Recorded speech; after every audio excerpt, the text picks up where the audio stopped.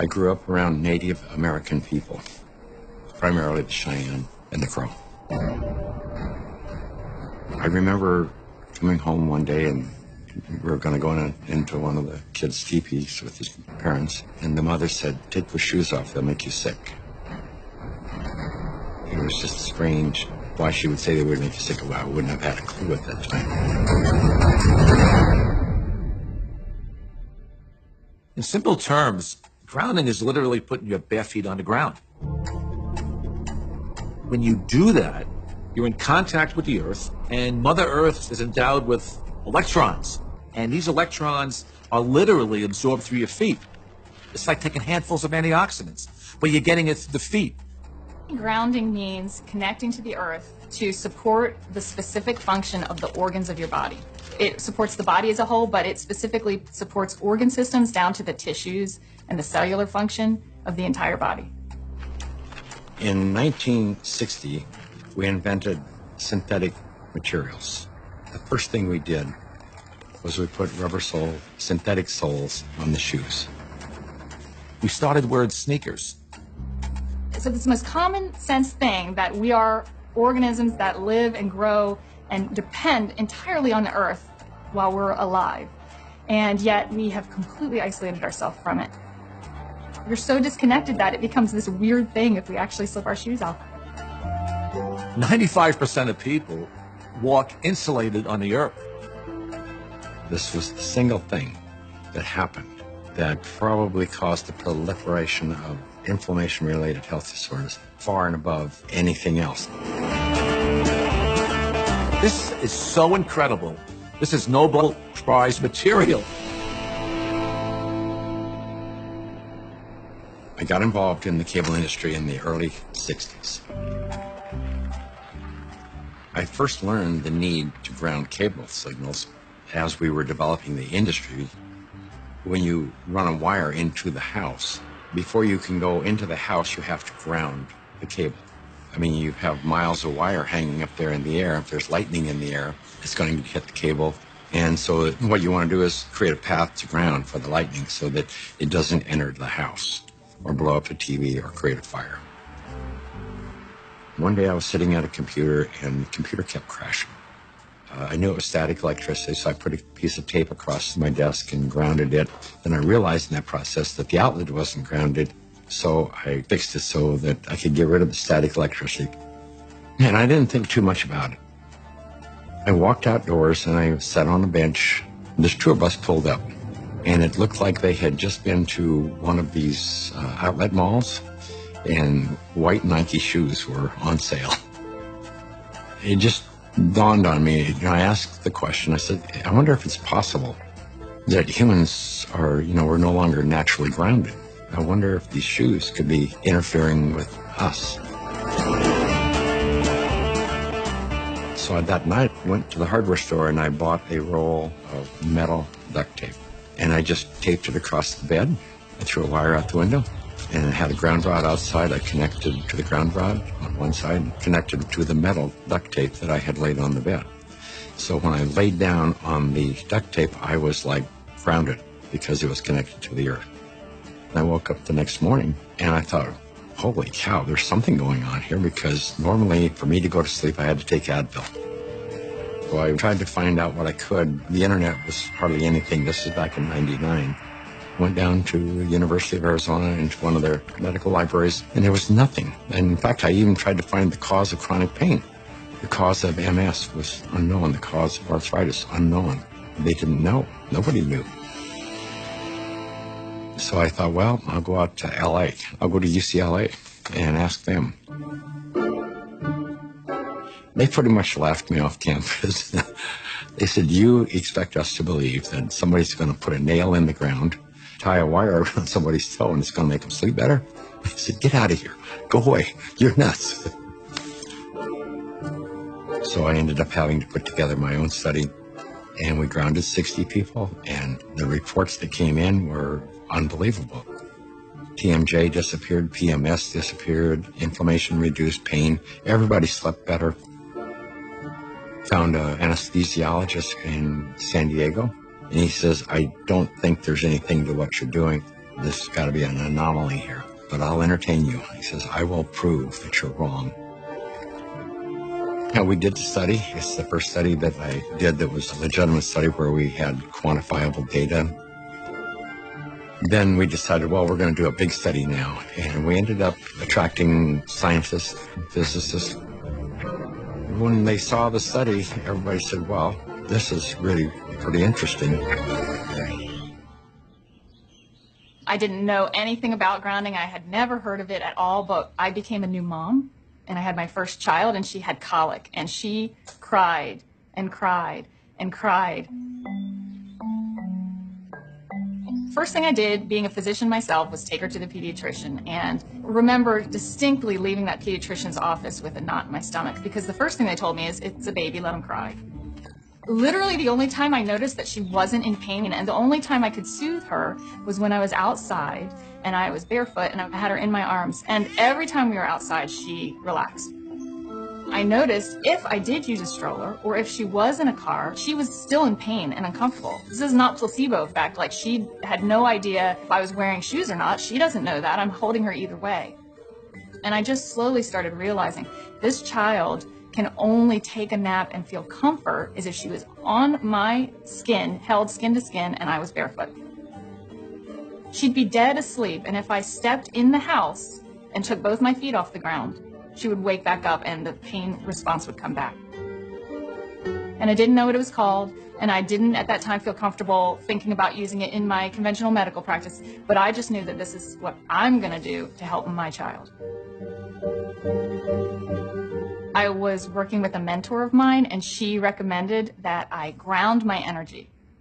I didn't know what she meant by ground yourself. So the first thing I did was go home and look it up on the internet. And through doing a search about grounding, I found Clint Ober's work and the book about earthing. And I realized that it's a real thing and a real healing modality with tons of medical literature behind it.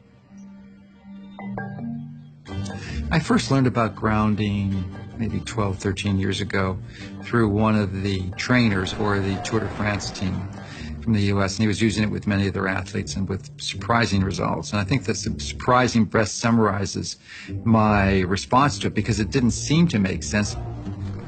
I think I became a believer once I started to explore the science.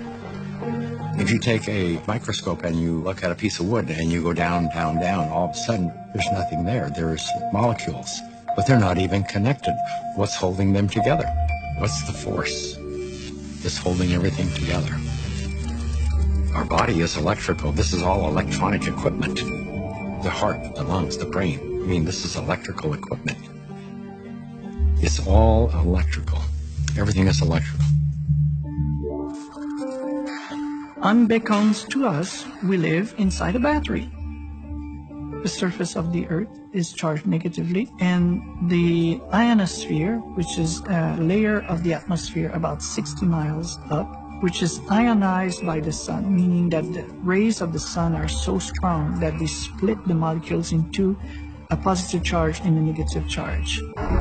The negative charge are transferred to the surface of the Earth through lightning mainly, and the positive charge stay 60 miles up. The problem arises when we don't have negative charge. We need grounding just as we need air and we need sunshine.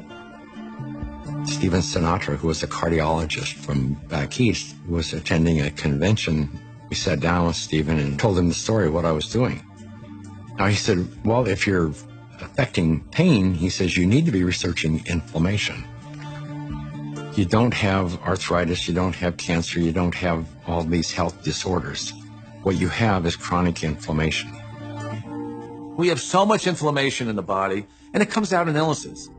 We go to a doctor with all these complaints, but a lot of it is silent inflammation, including my specialty, heart disease. Heart disease is an inflammatory process. So how do we reduce inflammation? Inflammation is produced by neutrophils, which is a white blood cell. You have an injury, you have a damaged cell.